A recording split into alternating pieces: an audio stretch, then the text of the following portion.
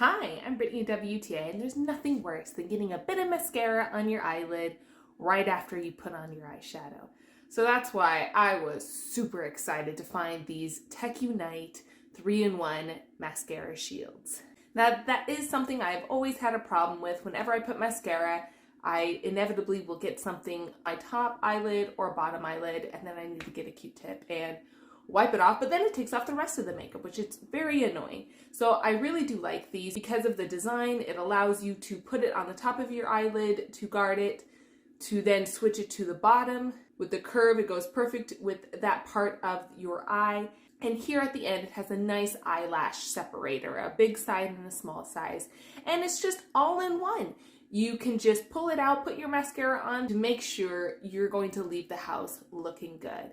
So I definitely recommend these. They don't take up a lot of space. It's just something that you can get that comes in a pack of multicolors. You can put one in your travel makeup bag, in your vanity station, your at-home makeup bag. So it is really useful. I think it's important for any woman to have in her bag, and that's my point of view.